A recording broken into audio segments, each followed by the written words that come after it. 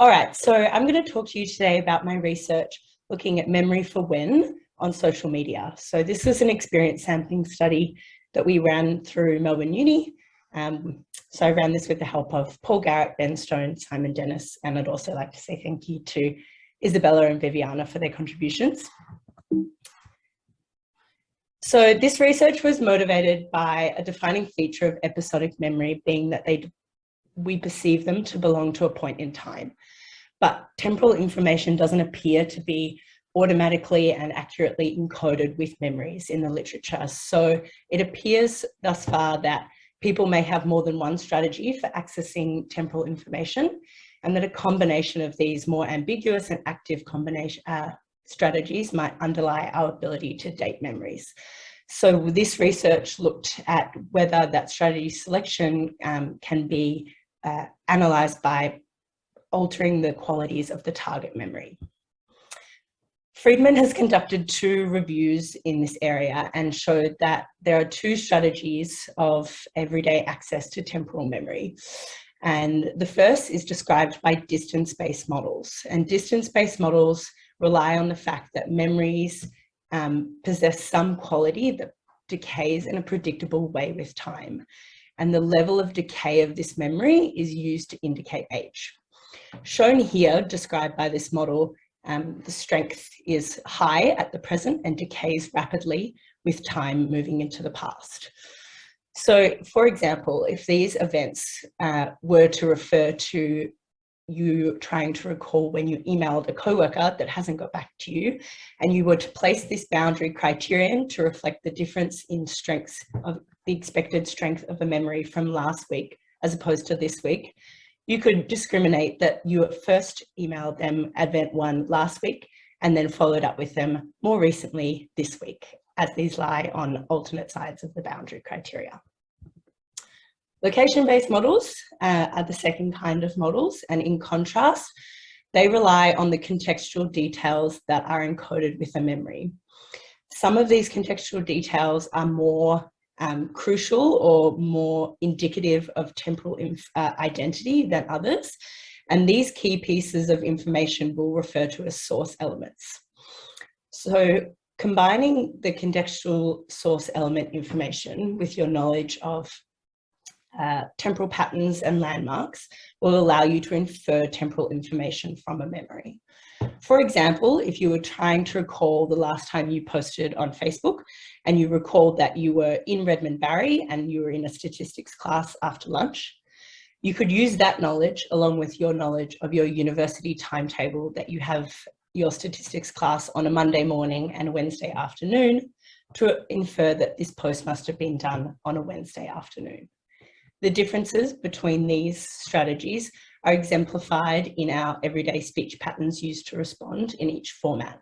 So when you respond that you emailed your coworker last week, that's a relative distance in time comparative to the present. Whereas when you respond that you posted something on a Wednesday afternoon, that's an unchanging location in time, which is relative to formal calendar patterns. So as these models differ quite a lot, they propose different implications for the patterns of accuracy that would be observed underneath them. So distance-based models dictate that accuracy must decrease with retention interval and as timescales become more specific. They're not expected to be appropriate for very specific timescale judgments such as hours over a long span of time. And as judgments of recency are made by placing boundary criteria, they expect accuracy to decrease with proximity to this boundary criterion. Errors are expected to be distributed within temporal proximity of the correct response. Location-based models, on the other hand, do not propose the same implications for accuracy, but instead propose that accuracy increases with the number of contextual details available and also the relationship to temporal landmarks, such as the start of a week or the end of a season.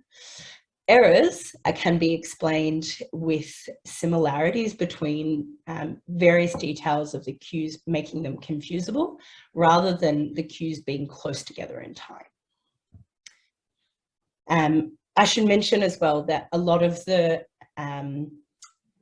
previous literature supports location-based models in instead of distance-based models, and I'll explain now the most compelling of those findings, which is that accuracy for smaller timescales has often been observed to exceed accuracy for larger timescales, which is not a finding that can be accounted for by distance-based models. If you were, for example, trying to indicate when an event occurred that happened around about here, based on the strength of this memory, you might, if you were to make some kind of error, you might expect your error to be distributed along the curve one way or the other, leading you to make an error, 1 or 2 days in either direction. However, it's often observed that people can correctly indicate, for example, the day, but incorrectly indicate the week, and similarly for hour or week judgments. And this indicates that they're receiving some information that's specific to, for example, here, the day scale. And this cannot be accounted for if someone was to be basing their judgment off this overall strength of the memory. However, the fact that these distance-based models cannot account for all the observations in the literature does not preclude their existence. And it is likely that research methods that thus far have been biasing participants towards using location-based strategies. For example, a lot of research uses cues that are high in source elements and also requires participants to make very specific judgments indicating both the day and time that something happened, for example, which is not expected to be something that distance-based strategies would be utilized for. This research will aim to reduce source elements available in the target memories in order to try and observe a situation where distance-based strategies might be utilized in everyday life. Also, requiring week, day of week, and hour of day judgments separately will allow us to analyze these larger discriminations, like week discrimination, independently of the others. Previous research has been limited in its methods, trying to utilize target memories that are everyday personal memories, but that researchers still have access to the correct temporal information for those to be able to analyze accuracy.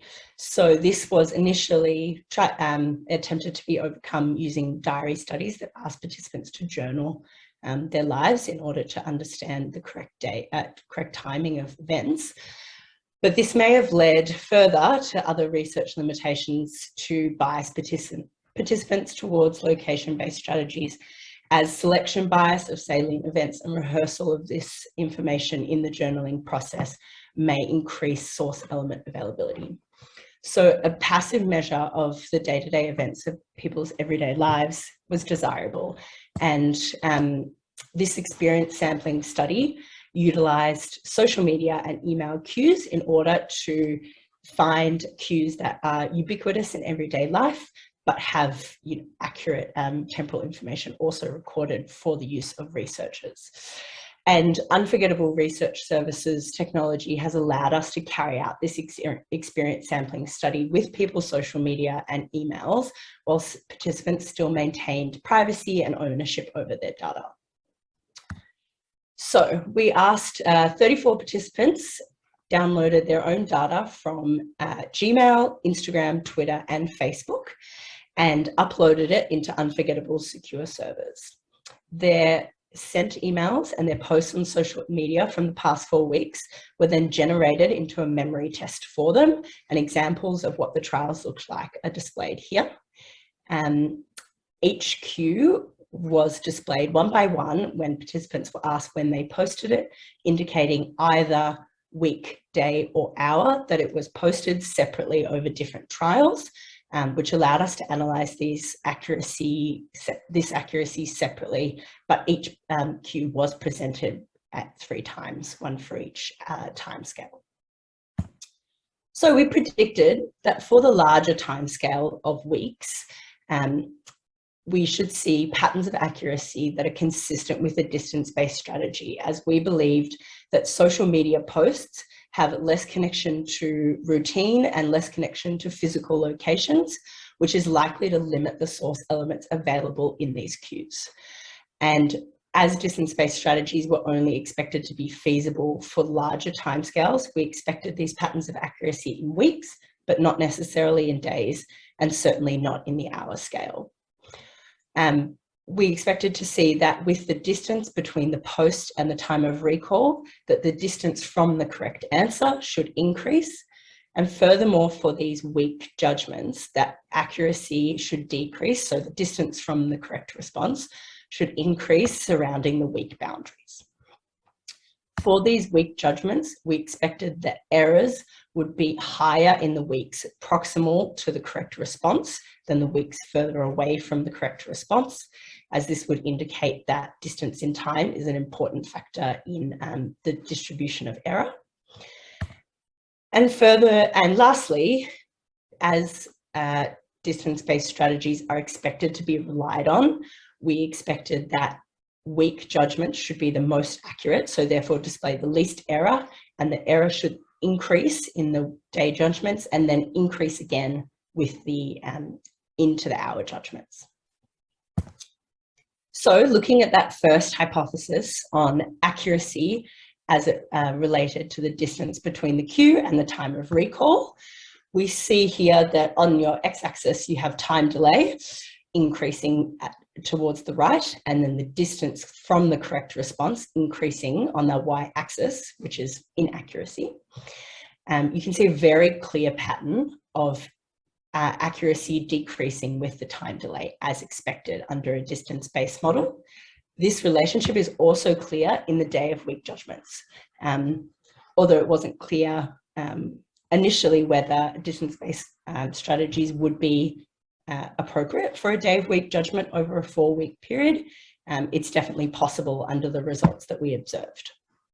Weak judgments, furthermore, did display reduced accuracy surrounding the weak borders. So you can see here, these are sort of weak borders relative to the time of recall. So 1 week at 7 days, and then at 14 and 21, you can see there are dips in accuracy here corresponding to those relative weak boundaries. Again, consistent with distance-based strategies.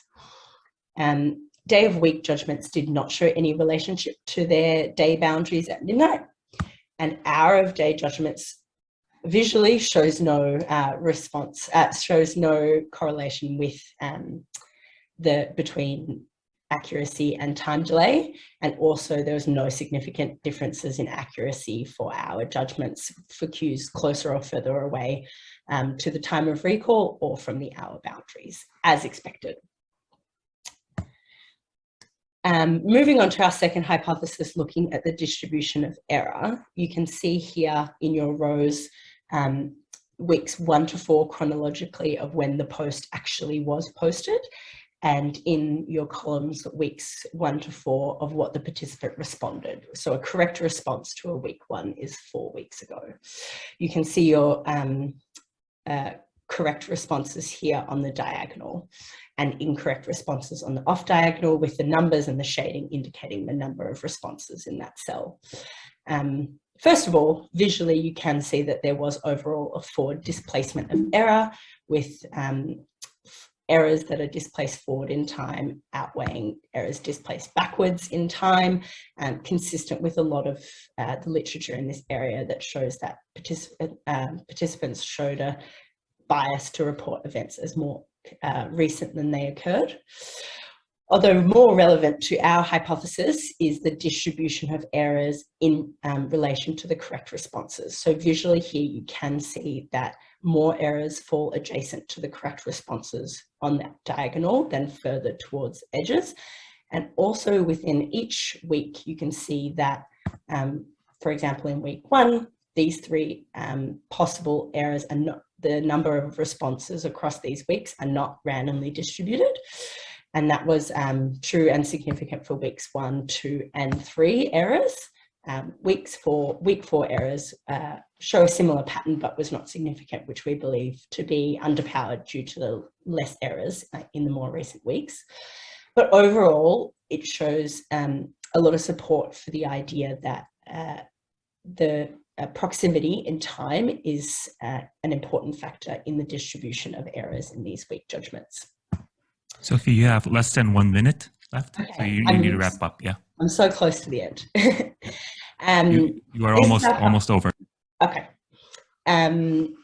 This is our final hypothesis, and it shows very clearly that when you calculate error for each timescale in relation to what would be expected by chance guessing, that error increases significantly in a pattern from increasing to J judgments and then again to hour judgments, as dictated by distance-based theories and indirect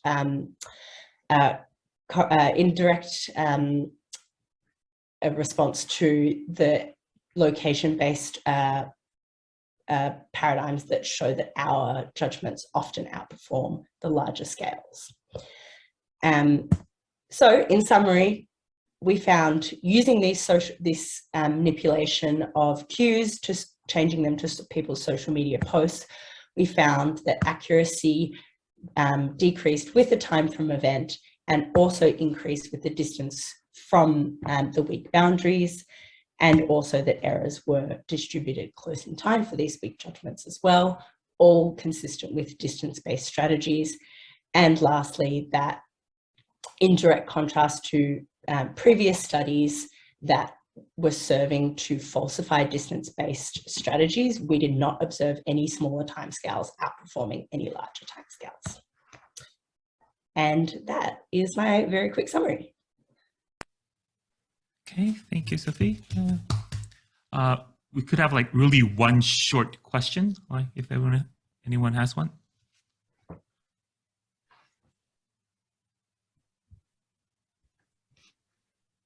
If not, we'll leave the questions, like we have the post-transition and everything, so we'll leave that there.